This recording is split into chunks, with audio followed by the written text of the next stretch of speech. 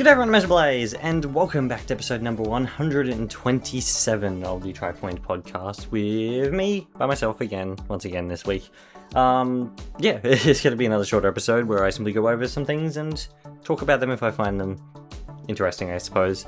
Therefore, the first one I want to talk about is the Game Awards, which it's already strange to be thinking about the Game Awards once again this year. I can't believe we're already at that point.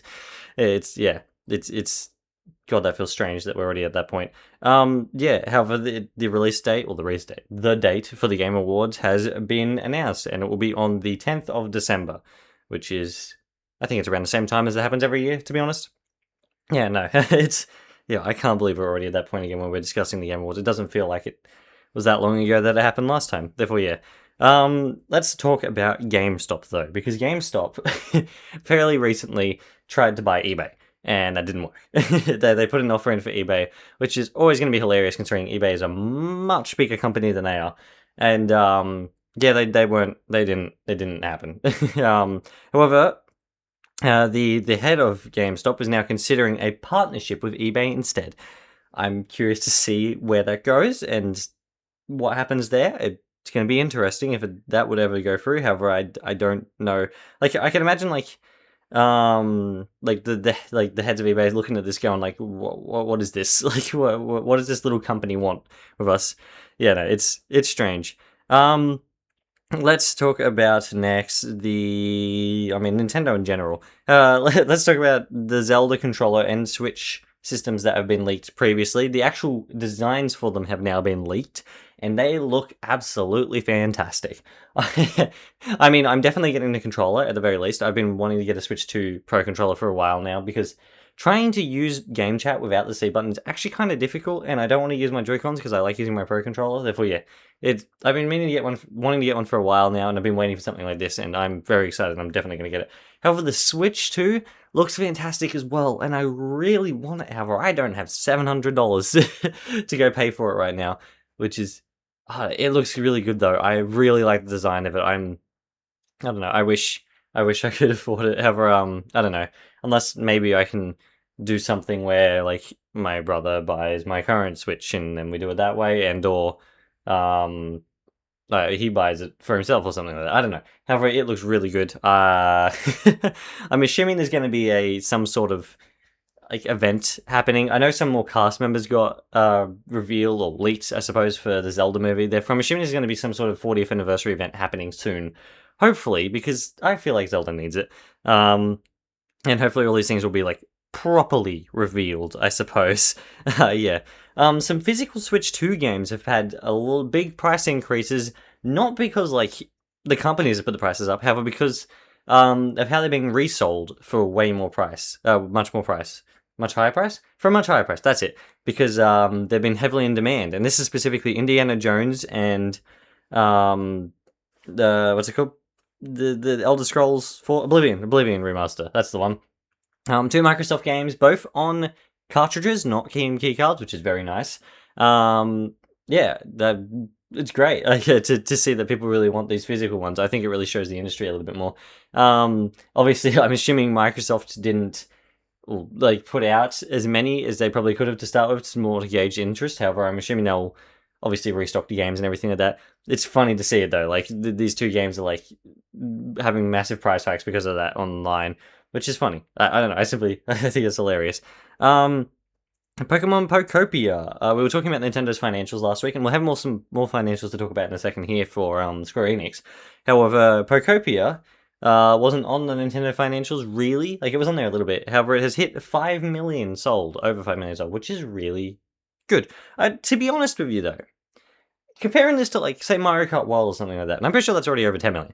However, I was kind of expecting more because it was such a massive it was almost, to me at least, from everything I was seeing, however it may be my bubble that I was in, it almost feels like another Animal Crossing New Horizons event. I know it doesn't have what was going on in the world during the time of Animal Crossing New Horizons, therefore that would be different.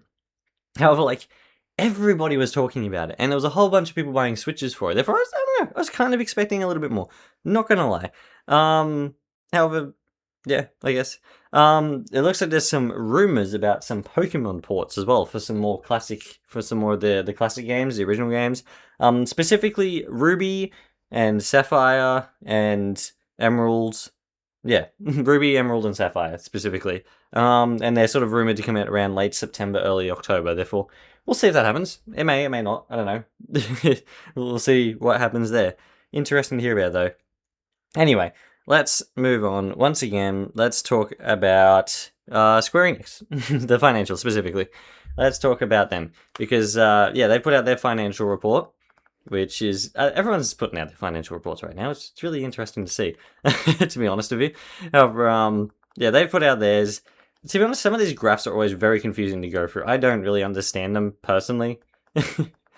However, yeah, I mean, I will try my best to explain if I can, where I can, and all that sort of thing.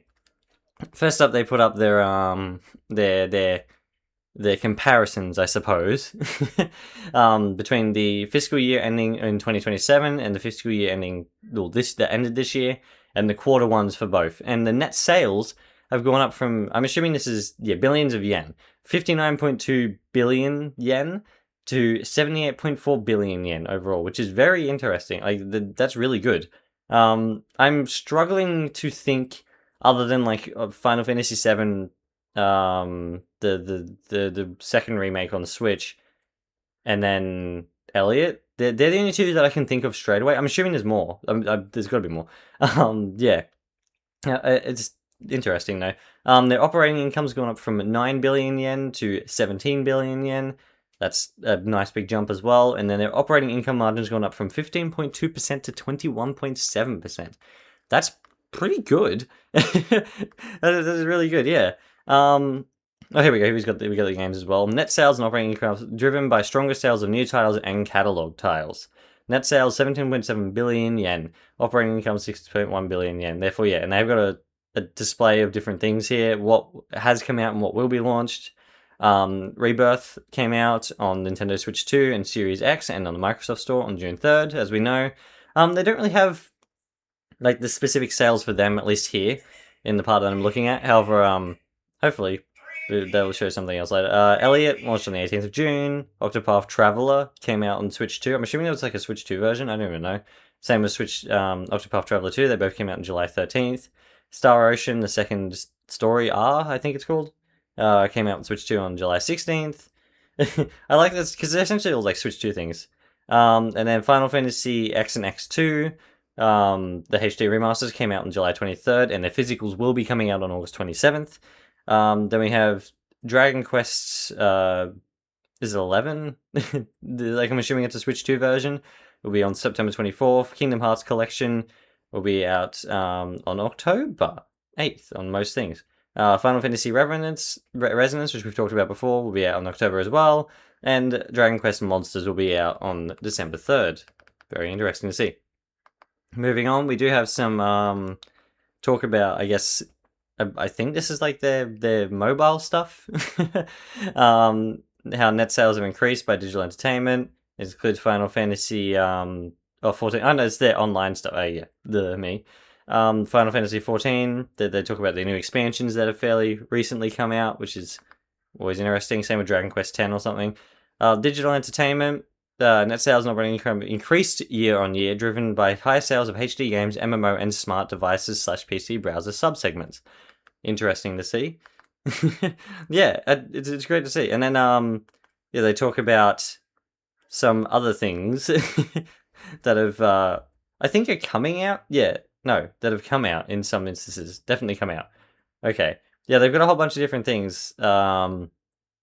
I don't know why they've got them up as digital entertainment. I'm assuming this has got to do with their phone stuff. Yeah, that would definitely have to be.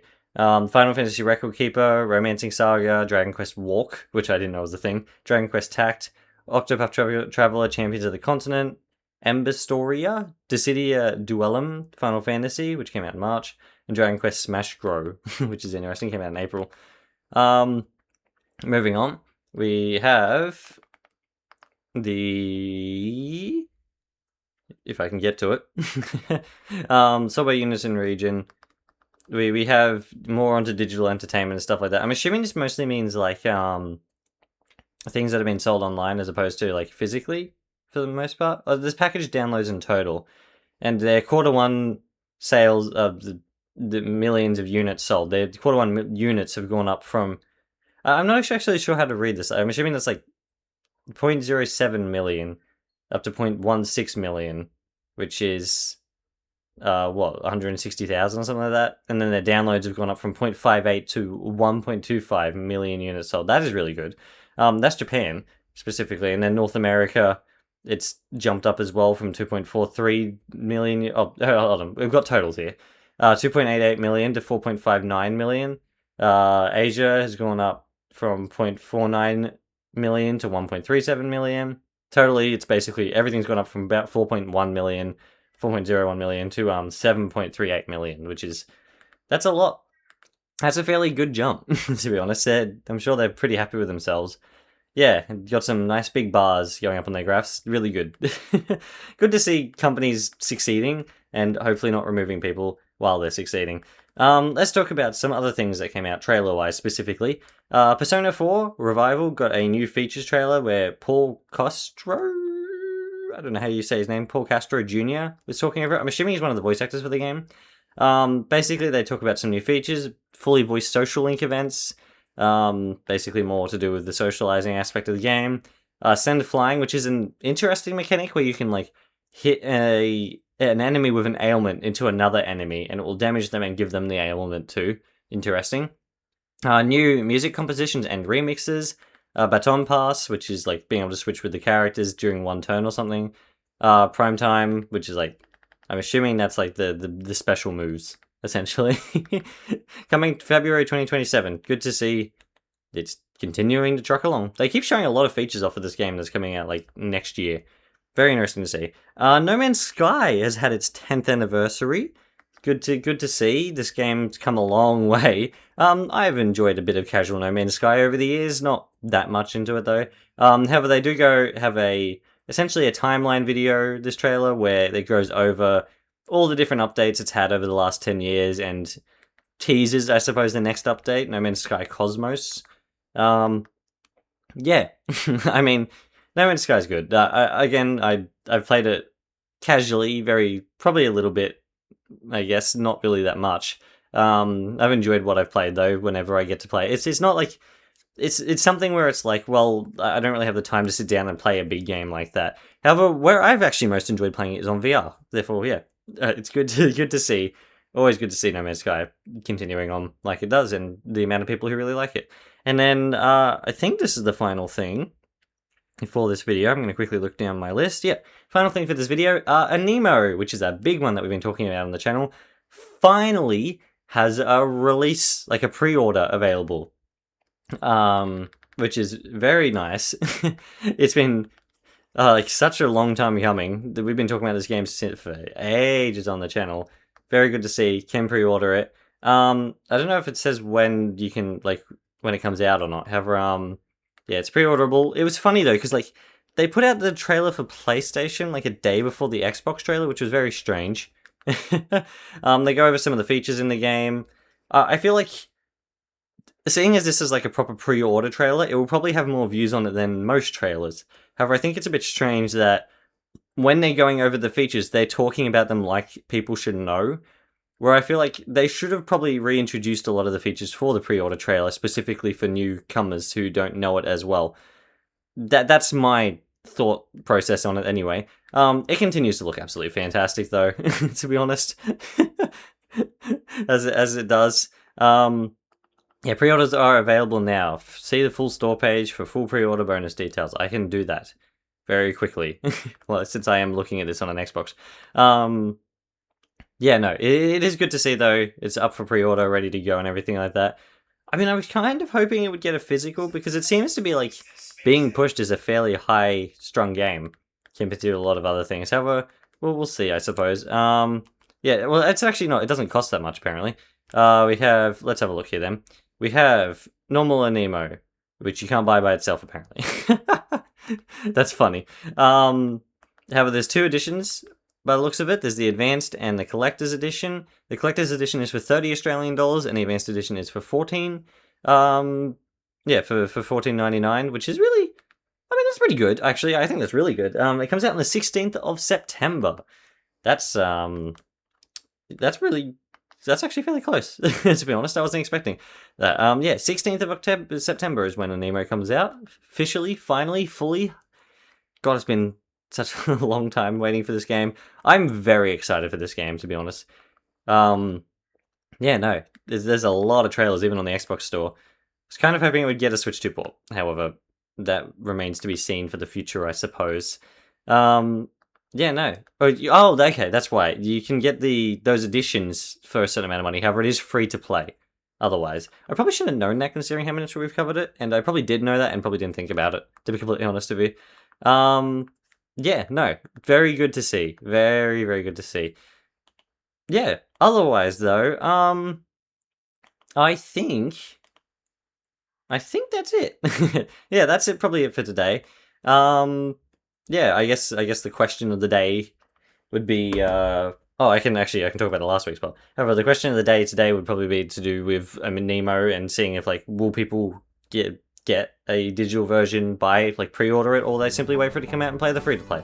I don't know. Who knows? However, the question last week was rate the Fire Emblem Fortunes Weave Direct, and we got one response saying that they didn't really have time for it or anything like that.